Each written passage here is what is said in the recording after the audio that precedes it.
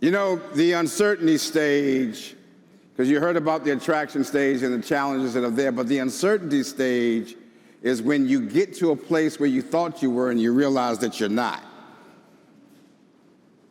You really thought that because you've gotten this concept and thing together that you've moved yourself to a different place, you've gone through all of the, having the market analysis and the feasibility studies, and you're ready to go forward, and then you realize that it's still not ready. So with that in mind, I want to start out, and we're going to do ladies first, gentlemen, because, chivalry is not dead. Amen. We often talk in our trainings how the journey into community development is rarely straight and predictable, or a straight and predictable path. Share with those of us here today about your church path and navigating your development journey. Pastor Kent, we'll start with you. Sure. Well, good afternoon, everyone. I am Pastor Lucinda Kent, Buren United Methodist Church, Ward 4, Tacoma Park area of Northwest Washington, D.C. So the original vision was tiny homes, but I couldn't find anybody to build it. And not in this area anyway, it's a West Coast thing. And I thought that there would be a lot of energy and excitement because it was innovative on the East Coast. But I couldn't find anybody to build it, price it, really even talk about it. And so I had a good team together, and they invited me to lean into single-family homes. I'm not leaving the vision so much, and it sure will be a lot easier to move forward with that. And so I leaned into that. But my heart was conflicted because it wasn't the vision. I got up to a certain point where either it was full steam ahead or it wasn't, and I understood that. So I invited everyone to just pause. And they didn't really appreciate that because people had been waiting in terms of my worshiping community. They were very energized and enthusiastic. I fortunately was a pastor who didn't have to navigate my worshiping community to want this project. But I invited everyone to just keep still because it wasn't the vision. And then someone introduced me to someone who does modular housing. I said, I think that's in the neighborhood. I think that's the compromise. And the modular housing folks were excited about taking on our project because that was important to me. I care about who we do business with and who we work with and who we partner with. Well, the modular housing people only care for what happens above the ground. And we couldn't really find anyone who was familiar with just caring for what needed to happen below the ground. And so that's where we are. But I will say that I let myself be redirected a bit into a different project that I knew wasn't the original vision. And so we're waiting. We're waiting until the right partners show up for the project that's intended for that footprint. And so that's where we are. Thank you. Deacon Braxton. Good afternoon, Saints. I first of all want to let you know I am humbled to be here. I am sitting in for our Pastor Emeritus, the Reverend Dr. Frank Tucker. So thank you. Our project, we are located in Petworth, the heart of Ward 4, and we thought we had a fairly simple approach. The vision was to take a need that existed in the community for affordable senior housing. There was an opportunity, given that the church owns some underutilized property that we felt could be easily transformed into an affordable senior housing facility. And with a lot of prayer, we felt this was a perfect model. But some of you may sort of remembered that old caricature of Charlie Brown and with the football, and he's got everything lined up, and every time he goes to kick, Lucy pulls it away. Who's Lucy?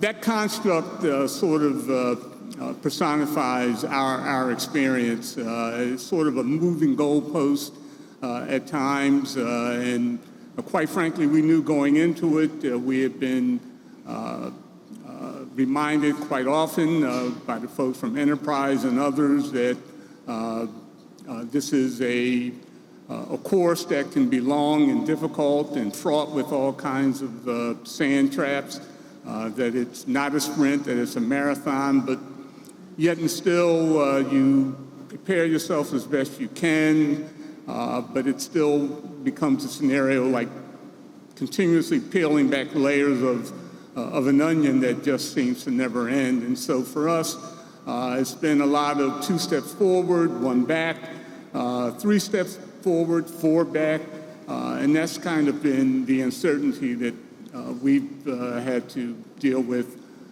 in trying to move this project forward. Pastor Lamar.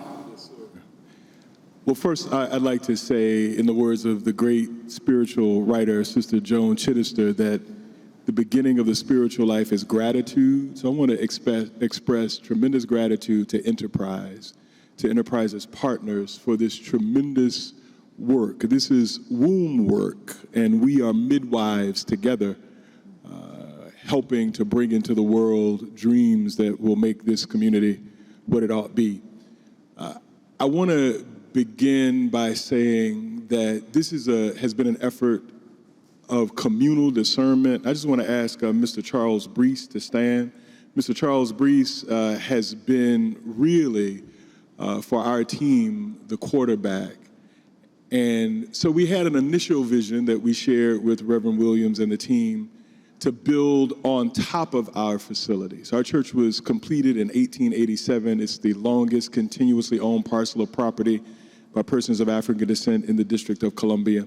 And we knew that we could go up, and we talked with folks, we got pricing, we got sketching, and the leaders in the church did not want to go in that direction. The people who had cared for this building for 60 years of its 140-year existence said, Pastor, we don't feel comfortable with that. Now, the engineering and the structural stuff was possible, but they were not comfortable. And I don't believe in this theology that is afoot in many of our churches where the only person with whom the divine communicates is the pastor. And so I realized that if they were not comfortable, we were not comfortable. So there was another gentleman in the congregation who has tremendous gifts as an architect, who can think spatially, and there's a little sliver of land behind the church. And he said, Pastor, we can develop there. I couldn't see it, but when he began dreaming and sketching and bringing us together, we now have conceptual drawings for micro units for veterans. And I want to share just a little bit about how the ancestors and spirit conspire to bring that forward. Henry McNeil Turner mustered troops for the Civil War from one of the predecessor churches that became Metropolitan AME Church. And we know that veterans are often promised much and receive little, and that black veterans get even less. And so we have been dreaming together now with veterans advocates. We've been talking with ANC folk. We're in communication with our neighbors. And because of our historic status, the facade of the church cannot be disturbed. And so what we've also done is run all the way down the field almost with the historical preservation pieces. We got pro bono work there. So we are well on our way to lifting up these important structures that will give dignified housing to veterans. They will have their own private restrooms, they'll have a kitchenette. And the last thing I'll say, because I live with someone who is a scholar of African American literature, The poet Lucille Clifton, in her poem, Come Celebrate With Me, says, come celebrate me that every day something has tried to kill me and has failed. And I want to remix that and say, come celebrate with us that every day something has caused us to jeer or veer right or left, but we continue to move forward. And I can see shovels in the ground. I can hear equipment. And I can see the smiles on the faces of those who will occupy the space. So I'm really, really thankful for where we are. And the uncertainty has helped us to be clearer in vision. So you've opened the door that I have to walk in. I just got to walk in it because I can't help myself. So you mentioned that, and I'm going to use this term, Doc, we are midwives together. That's going to preach somewhere. I'm just going to tell you that. But you mentioned how the enterprise support has helped you to get your footing. Articulate that a little bit more, all of you. How has that enterprise support helped you to maintain your footing? I can be very brief. The fact that we have to continuously show up and report progress means that we're always thinking with you all. It means that the table is always expanding. You talk to Reverend Williams and he will help you to draw a relationship map. Have you spoken with this person? Does this person know what you're doing? And so along the way, we have not been left to our own devices, and we are constantly having to question our own thinking to get a better vision and have a better way of articulating it. So it would be impossible without enterprise. We have had the opportunity to be put in the front row of people who have information, who are resources. We've received financial resources. We do have contacts if we have questions. And as Reverend Lamar has already offered, we can call and ask our questions and be pointed in a direction. Contacts are made. We don't have to figure this out by ourselves. We don't have to find our way. And as faith-based entities, while we all have our gifts and graces, there are limits to what we have. And to see that we are not alone is very empowering, because it's much easier to pull the wagon as a collective. And being in a cohort environment helps us to lock arms with one another and to see the great work that we do collectively. Deacon Braxton, I want you to answer the same question, but I want to bring you back to something without saying what it was. So you remember that call that I got from you and Pastor Tucker about the difference between a development consultant and a development partner? Absolutely. Tell us about that a little bit and how that helped you to get your footing. Well, I certainly want to echo what the other panelists have already mentioned with respect to the technical and financial assistance that Enterprise has provided, which certainly we would not be where we are today without. But what Reverend Williams is also alluding to is something that goes beyond that. It's sort of like having that family council where you have parents, other kinfolk who have collective wisdom that can break down for you some of the things that may not be written anywhere, may not appear under any rules or regulations, but without that knowledge, you go nowhere. And this issue about consultancy versus having a development partner became a real issue for us, and it made us recognize that there really has to be a point where you make a determination as to which way you're going to go. And a consultant can only take you so far. He or she has their own needs and agendas and so forth, but you have to always have in front of you a firm knowledge of where your organization needs to go and what it's going to take to get you there. And so that come to Jesus conversation was very enlightening for us. So what's next, guys? Pastor Kent, what's next?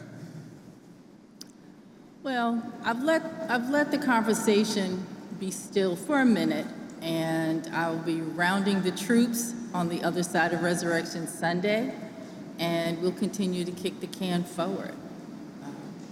I'm clear about. I'm sorry. I didn't mean to cut you I'm off. clear about the vision, but when you see those things that are not as though they were, it's a bit of a challenge. But we continue to press on and move forward, and we have the enterprise resources to continue to resource us as we find our way forward. Deacon Braxton, what's next? As we alluded to a moment ago, clearly we are looking to move forward to identify a willing, able, and competent development partner to keep this momentum moving forward. What's next? What's next? So we needed $50,000. We needed to raise $50,000 for pre-development money to move forward the high-level computer-generated architectural renderings that we need to get toward capital stack and everything else. Today, we are picking up a $10,000 check from a member of the congregation who has served and wants to invest, a combat veteran, and that gets us to $40,000. And we have another veteran who transitioned, a Vietnam vet, about 6 months ago. His wife has called us, and they want to make a $25,000 investment. So we will have more than we need for the pre-development. And we are off to the races, and we are thankful. So that means that even when you hit the uncertainty stage, there's still hope, and there's always hope. Let's give them all a hand.